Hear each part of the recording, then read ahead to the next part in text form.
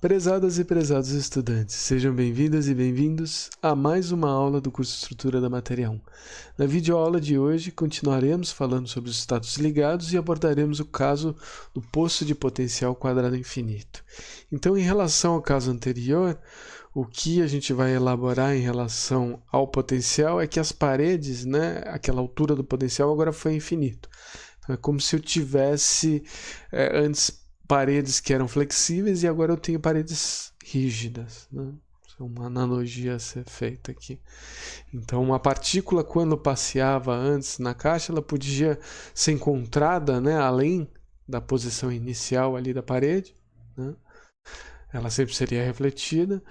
Então, nesse sentido de flexível, mas agora, com o potencial ainda infinito, é como se eu tivesse uma parede rígida. E é por isso que esse tipo de potencial é o chamado potencial que define a partícula em uma caixa, né? Mesmo quanticamente falando, a gente vai elaborar um pouco melhor isso. Então, essa é a figura do potencial. A região, de menos A sobre 2 para o negativo e mais A sobre 2 para o positivo, ela vai ter um potencial tendendo a infinito, não? Então, a gente não vai ter mais um valor constante nisso. As considerações que a gente vai fazer são as mesmas, sempre uma partícula de massa E, e agora a energia total da minha partícula não importa, né? Porque uma vez que o potencial é infinito fora da caixa. O que é interessante é que, classicamente, a gente tem um movimento confinado, quanticamente a gente também vai ter um movimento confinado, só que, classicamente, tanto faz a energia total desse sistema. Quanticamente não, e é isso que a gente vai ver agora. Então, se a gente escrever as soluções gerais, o que a gente tem? A gente tem um potencial infinito, a gente não tem como satisfazer essa condição, sendo que minha função potencial é infinita, para conseguir descrever, digamos, essa equação, a gente recorre ao fato de que a gente pode tornar a autofunção nula, que é a maneira dela ser satisfeita, uma vez que o potencial é divergente. Então, na região 1 e na região 3, a autofunção é nula. O que quer dizer que a autofunção é nula? Se eu fizer o produto dela, com o complexo conjugado dela, eu tenho uma probabilidade zero de encontrar partícula nessa região. E é isso basicamente que vai acontecer. Eu não tenho como encontrar partícula fora da caixa. Dentro da caixa, a gente vai usar o sistema, mais uma vez, trigonométrico. Tá? Então, entre menos A sobre 2 e mais A sobre 2, a gente tem uma função que tem uma solução geral trigonométrica. A seno de kx mais B cosseno de kx. A gente tem ondas, ondas planas. E aí o K é a raiz de 2ME sobre H cortado. Aqui eu nem coloquei índice, porque é o único K que a gente vai ter. Então tá, a gente vai aplicar a priori as condições de bom comportamento, mas elas só vão se aplicar à autofunção, tá? Por quê? Porque a primeira derivada ela vai ser descontínua. Aquele ponto em que a gente tem o potencial ainda infinito, a gente tem uma primeira derivada descontínua, porque a primeira derivada, que está associada à velocidade dessa partícula, ela vai alterar de sinal, Então ela tem uma ação ali ocorrendo, Ela tem um impulso gerado, então a gente não vai precisar requerer que a primeira derivada seja contínua, porque ela de fato não é, porque a partícula ali inverte a direção do seu movimento. Então a gente só vai requerer que a autofunção seja unívoca, finita e contínua. Acontece que ela já é finita, uma função tipo seno e cosseno, ela já é unívoca. Agora a gente só tem que aplicar a condição de continuidade da autofunção, Então a gente basicamente vai ver que como a psi1 e a psi3 são nulas, essa condição de continuidade vai fazer com que a psi2, que é uma função trigonométrica que representa uma onda, ela vai ter os nós na parede da caixa, vai formar uma onda estacionária nessa caixa. E aí, se a gente fizer a condição em menos A sobre 2, a gente tem que 0 menos o seno do argumento, e aqui mais uma vez o seno de menos x é igual a menos o seno de x, por isso que o seno trocou o sinal, e mais b cosseno de k sobre 2. Aí o cosseno não troca de sinal, né? O cosseno de menos x é igual ao cosseno de x. E aí a gente vai fazer a mesma coisa, né, para ψ2 igual a ψ3. E agora eu vou ter a seno de k sobre 2 mais b cosseno de k sobre 2. Né? E aí vocês vão ver, da mesma maneira a gente pode somar e subtrair essas funções e chegar, né, num resultado similar, né, que a gente vai ter dois casos e ter que ir para uma equação transcendental. Né? Então se a gente somar elas, né, essa parte negativa cancela com a positiva, eu tenho 2b cosseno de k sobre 2, isso é igual a 0. E agora se eu subtraí-las, né, eu vou cancelar a parte do cosseno e eu vou ter 2a seno de k sobre 2 é igual a 0.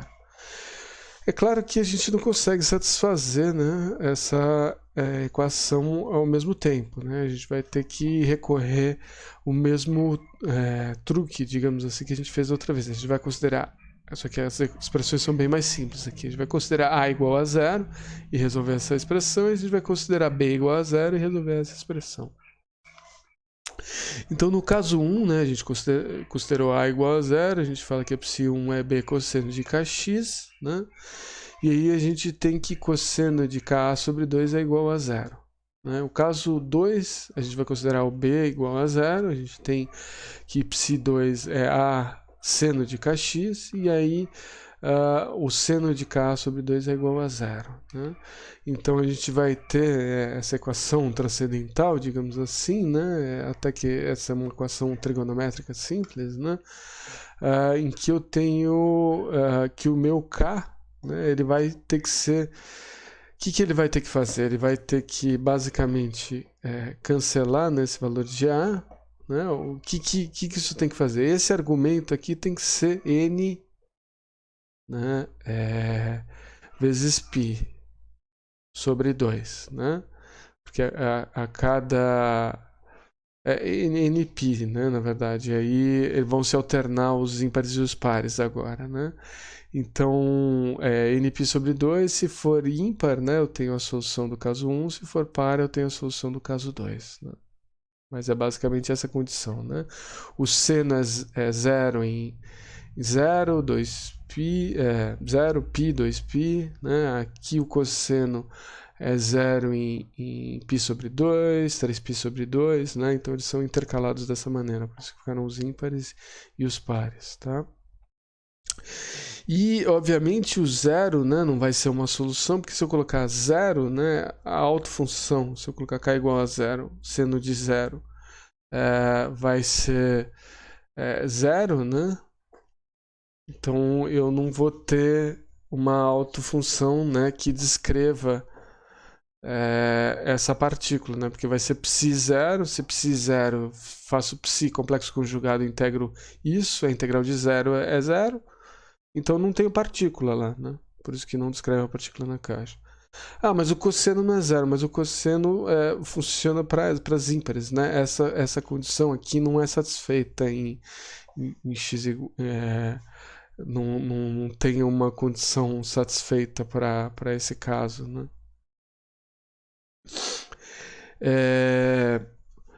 Então vamos lá, esse número n, né, vamos começar a falar dele, é o número quântico, né, n principal, né, ele vai começar a surgir agora, ele vai indexar as soluções, né.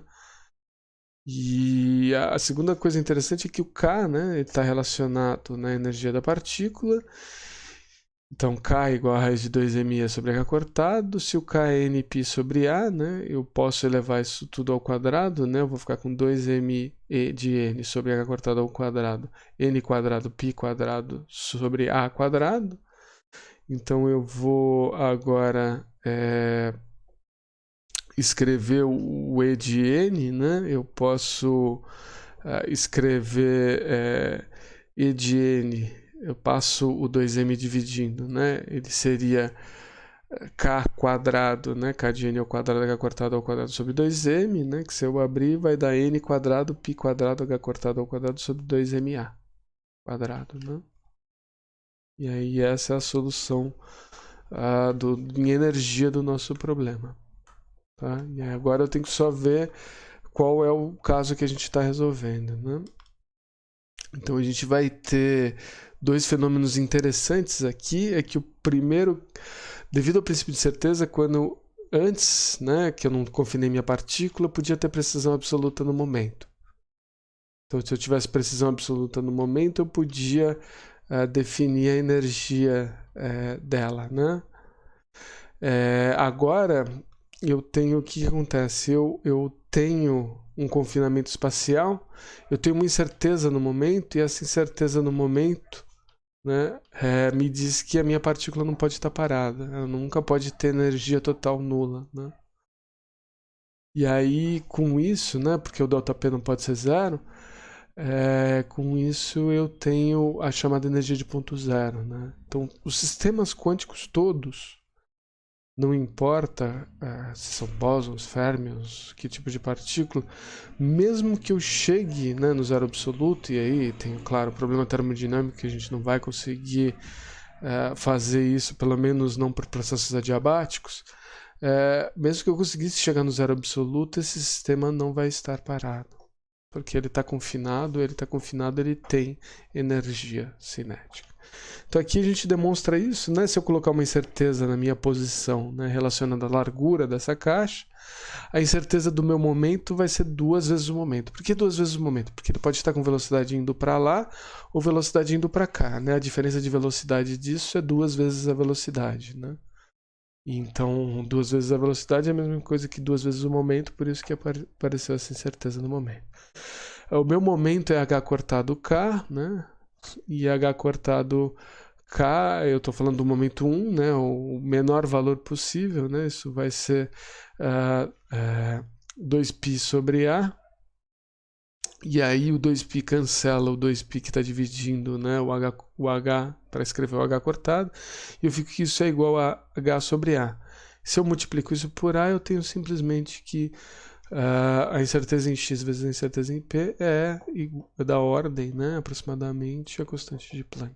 Então eu recupero o princípio de incerteza, mostrando a autoconsistência, né, dessa mecânica ondulatória. Uma outra coisa que é importante dizer aqui é que a gente tem um certo questão de paridade, né? Sempre que a gente tem um potencial simétrico, né? E a gente vai trabalhar basicamente com potenciais simétricos nesse curso, né? Daqui para frente, né? O oscilador harmônico e o caso tridimensional, eu vou ter questões de paridade, né? E aí essas questões de paridade são importantes, né? Na questão de emissão de radiação, né? Que tem que conservar uma certa troca aí de sinais, né? Então, não quero entrar em muitos detalhes disso, mas em transições eletrônicas a gente tem toda uma questão de paridade, principalmente porque a gente faz integrações aí. Se a gente pegar o exemplo de dipolo, né? Dependendo do tipo de paridade da minha função, eu não vou ter emissão radiativa, tá? Então, eu posso falar um pouco mais disso até no encontro síncrono, ou deixar algum material suplementar. Mas basicamente a gente tem paridade positiva, né, quando a psi de x é mais a psi de menos x, e negativa quando a psi de x é menos a psi de menos x. Tá? E o que é interessante nisso, né, que se eu faço a densidade de probabilidade em menos x, né, porque o potencial é simétrico, né? Então eu tenho a psi complexo conjugado de menos x, psi de menos x, né? E aí eu vou colocar a questão de paridade aqui, né? Se ela tiver a paridade positiva, fica mais psi complexo conjugado, mais psi. Se ela tiver negativa, fica menos psi complexo conjugado, menos psi. Só que os sinais se cancelam, né? Mais com mais vai dar mais e menos com menos vai dar menos, né? Então isso é igual a densidade de probabilidade em x e revela simplesmente o fato que eu tenho um potencial simétrico, tá bom? Então, independente da paridade da minha função, a densidade de probabilidade vai ser simétrica. Então, por isso que é sempre interessante estudar problemas que têm alguma simetria, né? Dizem que os físicos são apaixonados por simetria, na verdade as simetrias facilitam a resolução de problemas. Então a gente procura simetrias para conseguir simplificar os problemas, tá bom? A última coisa que eu vou falar aqui em relação a esse poço de potencial quadrado, que muitas vezes esses casos parecem muito fora da realidade, né, do que se vê em medidas, né, mas eles não são tão. Como uma primeira aproximação, eles são muito bons em descrever alguns sistemas. A gente tinha o caso da barreira de potencial na relação da emissão de partículas alfas, e aqui a gente tem, né, o poço de potencial muito bom para descrever dois problemas, né, os elétrons de condução num bloco de metal, né. Então você confina isso, você consegue explicar potencial termoiônico, várias propriedades aí. É claro que o potencial não é exatamente nulo, né? Você consegue derivar algumas expressões, né? Trabalhando um pouco esses sistemas, dá para falar da origem da lei de Ohm e tudo mais. Mas o sistema que eu apresento aqui são esses centros de cor em cristais iônicos, é uma coisa que eu trabalho bastante, né? Cristais iônicos são formados, né, por elementos alcalinos ou alcalinos terrosos e elementos halogênios, e eles têm uma rede em geral que se intercala, né? Aqui o caso mais simples, né? Uma rede do tipo sal de cozinha, né? Que o cloreto de sódio, né? Eles acabam tendo uma preferência energética de na ligação química um átomo do A, né, o seu elétron, e o outro receber, por isso que se chamam cristais iônicos, porque eles completam camadas, ficam camadas totalmente preenchidas, isso é favorável energeticamente, né? E aí o que acontece é que a radiação ionizante pode criar alguns defeitos, né? Em que um desses elementos, normalmente o ânion mesmo, porque o ânion é mais volátil, né? Ele fica numa posição interstício e deixa uma vacância, né? Deixa um buraco. Só que, devido à repulsão eletrostática, isso cria um aprisionamento de um elétron, né? Então ele fica no interstício sem o elétron adicional, né? E essa vacância aprisiona esse elétron, né? E esse elétron aprisionado, né, como esses materiais têm uma banda proibida muito larga, eles são transparentes, né, em todo o espectro visível, esse elétron aprisionado cria níveis de energia, né, dentro da banda proibida, e esses níveis de energia têm absorção normalmente no visível, né? E é por isso que vocês veem aqui, né, por isso que isso é chamado centros de cor, né? E vocês veem aqui que esses sólidos que eram transparentes, né? Os dois, tanto o sal de cozinha quanto o fluoreto de cálcio, eles passam um feixe de partículas aqui está bem definido o feixe, aqui também, né? Mas eles criam esses centros de cor, né? Vocês podem até ver que a absorção dessa energia, esses níveis de energia, depende, né, da distância entre os íons, né? E essa distância, né, que é governada pelas propriedades da rede, faz com que essa energia seja absorvida mais próximo ao vermelho aqui no fluoreto de cálcio e mais próximo ao azul no cloreto de sódio. E aí tem uma série de outras propriedades interessantes desse fenômeno, mas esse é um sistema físico que é bastante interessante a aplicação do problema do poço, né? Porque você literalmente confina o elétron devido à repulsão eletrostática aqui. Tá bom? Era isso basicamente que eu tinha para falar do poço de potencial. A próxima videoaula a gente termina a parte unidimensional dos potenciais falando do oscilador harmônico. E como exercício eu deixo dois exercícios para vocês resolverem. Um é que ele considera, né, o laser de Ruby, né, que emite um comprimento de onda aqui 694,3, né? E se essa emissão estivesse associada à transição do nível 2 para o nível 1 num poço quadrado infinito, qual que seria a largura desse poço?